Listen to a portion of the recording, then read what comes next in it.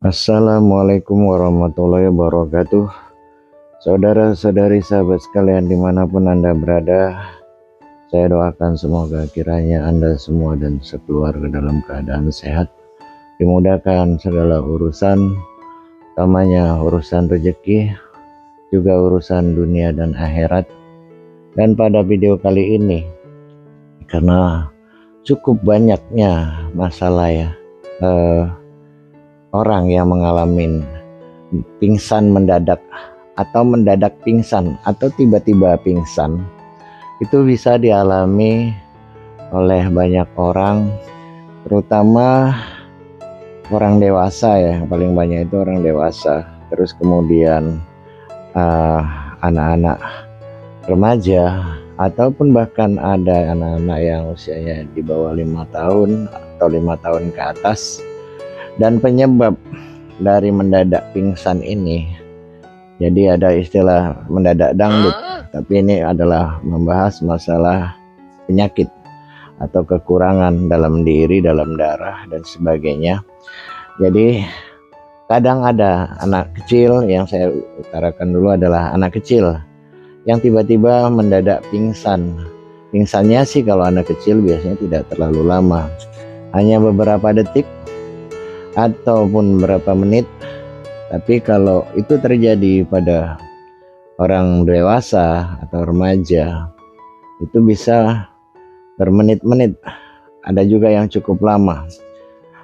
Terus kemudian penyebab dari orang atau anak atau balita yang mendadak pingsan ini utamanya disebabkan karena sistem sirkulasi darah yang ke otak itu mulai dari leher sini, nah ini sampai ke sini, otak belakang ini.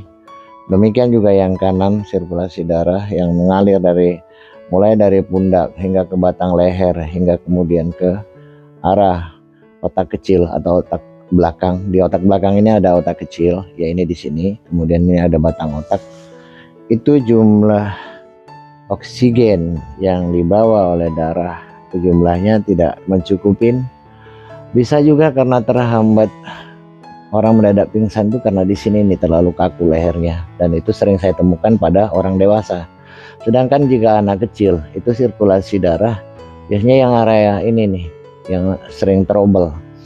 Jadi sebab-sebabnya orang itu bisa mendadak pingsan bisa dikarenakan dehidrasi, kemudian kekurangan energi atau lemah energi. Kalau untuk orang dewasa ya panik, atau dia punya sakit jantung, ataupun juga punya masalah gula darah, baik gula darah sangat rendah banget ataupun dia ada gula darah tinggi yang sudah terkategori dalam golongan diabetes. Kemudian yang paling utama adalah masalah sistem saraf.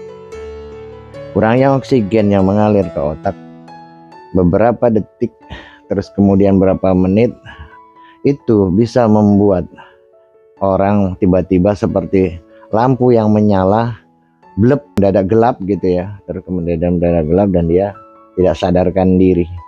Kejadian seperti ini itu banyak saya temuin, tapi yang paling banyak itu adalah orang-orang dewasa, dan ini sangat berbahaya apabila dia sedang berkendara. Karena ada salah satu pasien dulu, nah dia mengalami masalah ini di sini nih, di batang otak ini.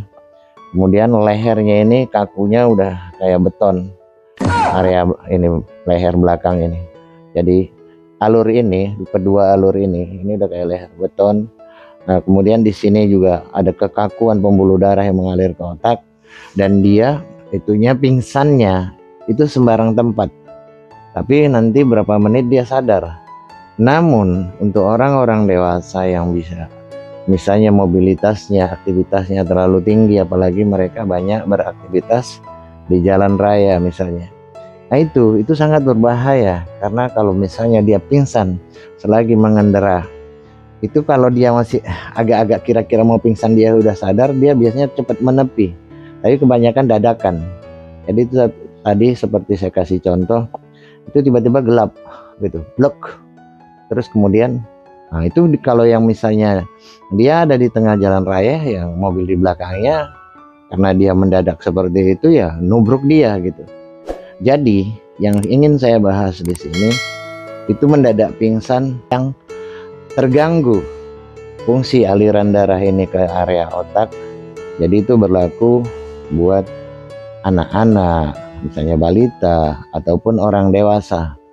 Jadi kalau misalnya terjadi seperti itu, Anda bisa melakukan terapi ya.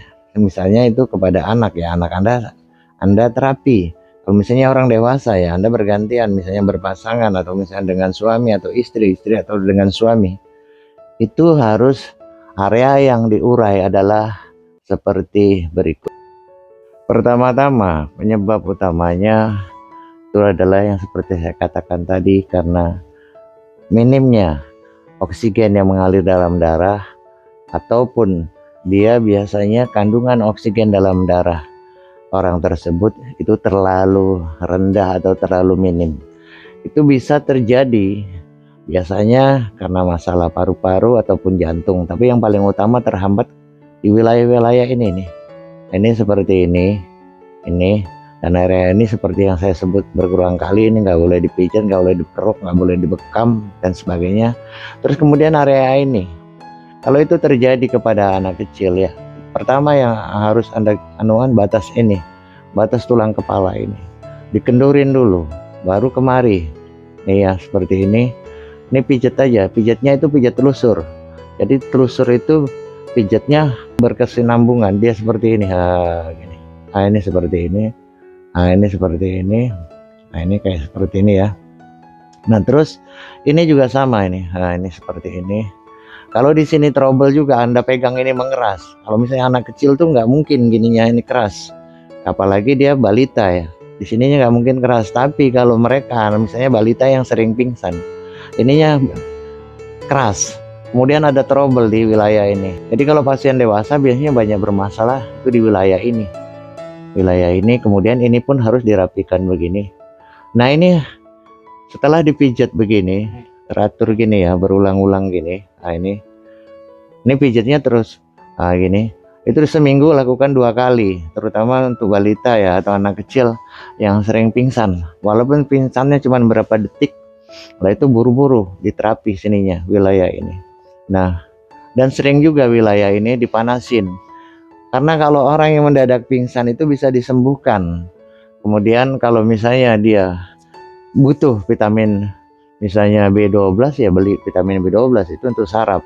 Tapi yang paling bagus ya komplit aja. B1 ada, B6 ada, B12 ada. Itu adanya di Neurobion.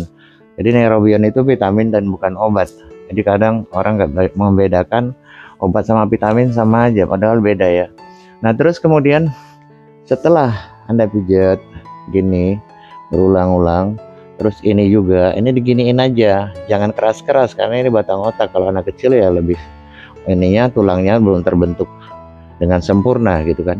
Ini pelan-pelan aja. Terus wilayah ini, nah ini biasanya kalau orang yang sering pingsan di terapi wilayah ininya itu paling banyak. Kalau pingsannya dia hampir tiap hari pingsan atau misalnya seminggu 3 kali pingsan, itu di terapi paling banyak 3 kali pun udah sembuh, nggak ada masalah lagi gitu. Nah ini seperti ini. Nah nanti pada akhirnya Anda bisa menggunakan ini, tapi direndam dulu dalam air hangat kuku untuk memanasin area ini supaya ini stimulasi untuk melancarkan peredaran darah nih ini seperti ini. Nah ini terus ini begini, nah ini terus sampai ke pundak ya.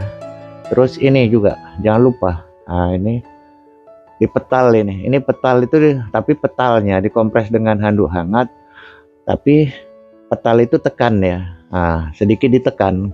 Kalau orang dewasa ya dilihat juga, kalau misalnya ini tekannya agak keras nggak masalah. Kalau anak kecil ya ringan-ringan saja. Itu Anda bisa ulangin, tapi bisa juga menggunakan alat ini. Itu bisa diulangin setiap berapa hari sekali gitu, tergantung pingsannya seberapa sering.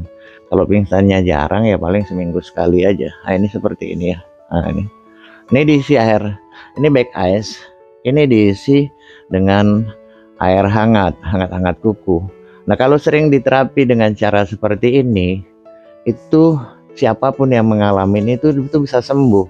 Karena banyak pasien saya yang mengalami mendadak pingsan itu paling banyak 3-4 kali udah nggak pernah kumat. Nggak kumatnya itu permanen, bukan oh nanti bulan depan kumat, enggak. Yang penting kalau misalnya dia orang dewasa ya jangan terlalu tinggi dia punya kolesterol, kemudian pantaulah selalu oksigen yang mengalir dalam darah dia itu berapa. Itu bisa apa ya, digunakan oximeter ya untuk melihat oksigen darahnya. Kalau dia di bawah 94 ya itu buruk, karena dia warnanya juga akan merah alatnya itu. Jadi seperti ini ya. Ini seperti ini. Jadi buat mereka yang kadang punya anggota keluarga yang sering pingsan mendadak atau mendadak pingsan, apalagi mereka yang punya anak masih kecil itu, kemudian sering pingsan walaupun hanya beberapa detik. Nah itu Anda bisa melakukan terapinya seperti yang tadi saya kasih contoh. Seperti ini nih lah. Nah ini begini, sering-sering dipanasin dengan air hangat ini ya. Dipanaskan ini sirkulasi darah nanti supaya bagus. Utamanya di area leher ini yang sering menghambat ya. Jadi seperti itu. Jadi demikian ya, video ini saya buat berdasarkan pengalaman lama berpuluh-puluh tahun. Semoga ada manfaatnya bagi Anda sekalian. Sampai jumpa di lain video. Assalamualaikum warahmatullahi wabarakatuh.